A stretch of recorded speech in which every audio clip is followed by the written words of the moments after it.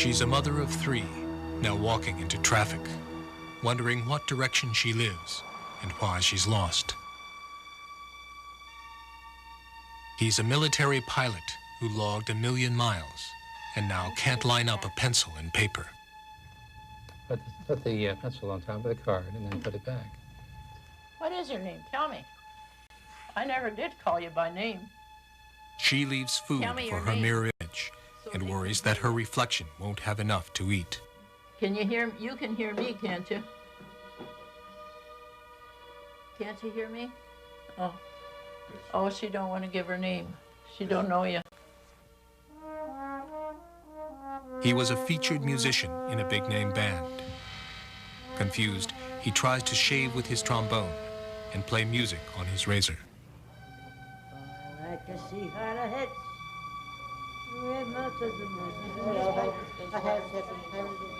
They are our mothers, fathers, sisters, and brothers, lost in time and space forever. Theirs is the story of totally and hopelessly losing it all.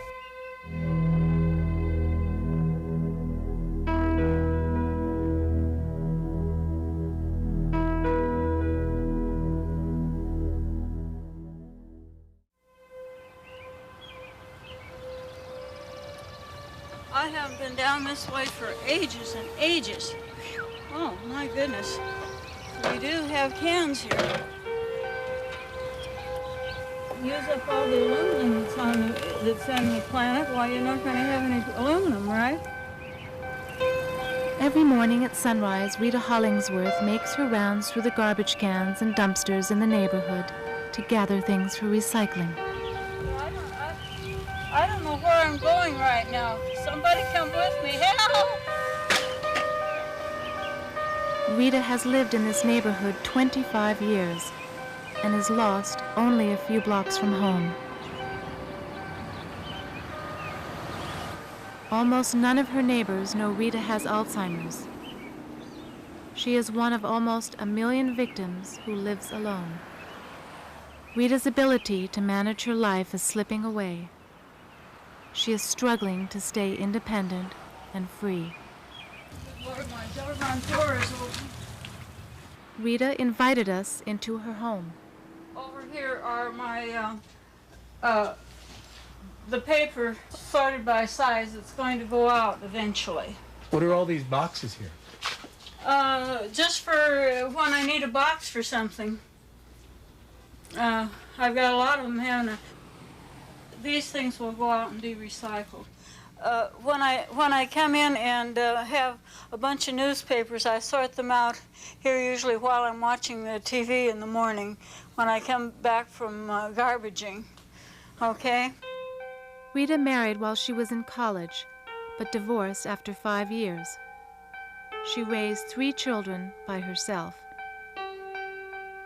This is me and this is my ex-husband. What's that there? This is my bachelor's degree. From Purdue University? Yes. And what's your degree in there? Air transportation. Let's see what else we got here. Oh, okay, this is my pilot log here. What do you do with the pilot's log? You keep track of how many hours were flying and where you went. Yeah. There you go. Now, what were you saying that was? I say this used to be, I believe, the girls' room. Now, I'm not 100% sure of whether it was theirs or whether it was... No, that... Oh, no, it wasn't. This was Dean's room right here. This was Dean's room right here. It's my room now. And... Rita is confused about things she has known for a long time, but it is her short-term memory that is most severely damaged. Often she cannot remember what she is doing or saying from minute to minute. That's the history of that one. And this one used to be the girls' room. It had double bunk beds in it. What are the other things you keep in this area? I got a clock here, got rubber bands here, Measuring tape. Another little clock here. Those two are lamps there, but I've never plugged them in. They're just sitting there. Where did you get those? From some dumpster someplace a long time ago. Besides her memory, Rita's ability to reason is being destroyed. Her surroundings are like the damaged connections in her brain. The house stinks of garbage and decay, but the stench may not bother her because Alzheimer's destroys the sense of smell. If Rita does want to clean, it is too complicated for her. Washing the dishes is impossible because she gets lost in the steps of washing, drying, and putting them away. And if she decides on a simple chore, like watering her plants, the decision is forgotten before she can act. Rita's mind can't focus long enough to fully understand the meaning of anything. Her refrigerator is filled with rotting food. She rarely bathes or changes clothes, and her home is filled with objects she can't tell whether to save or throw away. Her surroundings get dirtier and more cluttered each day. Work there. Not too well. In fact, one of the things that I need to do is to get my daughter. And I need to call her or write her or something and ask her to bring a snake with her next time she comes, because she can take.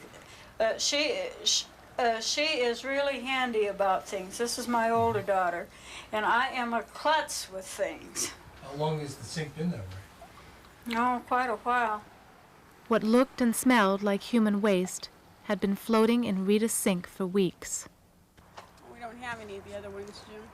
Nancy is the only one of Rita's 3 children who helps her, but it's sometimes more than a month between her visits. Nancy lives just outside of town, where she owns a home improvement business. 20 at 18, and you refunded, how much were those? 9. My mother's always on the back of my mind. I worry about her. I can't think of anything at this time in my life that I dread more than going to visit my mother, because of having to watch a mind die, wondering what part died this week, or what part isn't she gonna, which memory is gonna be gone. But that's my hand going back and forth. The other day she called up and Nan asked when I would be coming in again. Her TV is now broken. She wants us to go TV shopping. And within about 2 minutes, she was repeating the conversation, and then she went from there to not remembering why she had called. My memory is not what it used to be. But unfortunately, I think it's a family trait. I mean, I don't forget everything, but every once in a while I will forget something, and once in a while it will be something that is really something that I should have picked up on, and then that's when I get feeling really kind of scary about it all. It's a good thing I looked at this. I thought I'd turn that damn thing off, and I didn't. Rita was forgetting and leaving the stove on. Living alone had become dangerous for her.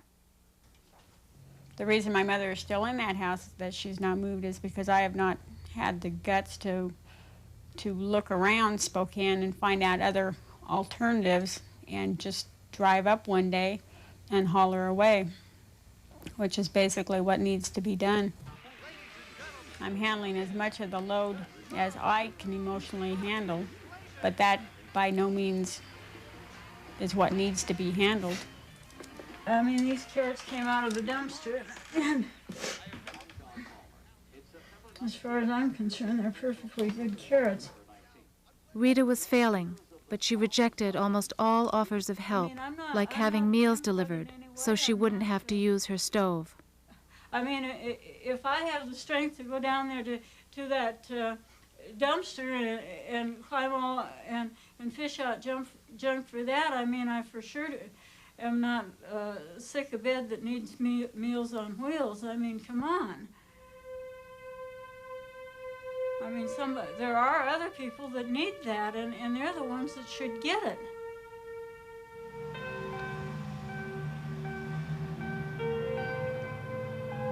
Rita wants to live independently as long as she can, but her grasp of reality slips further each day. Alzheimer's will inevitably take away her freedom.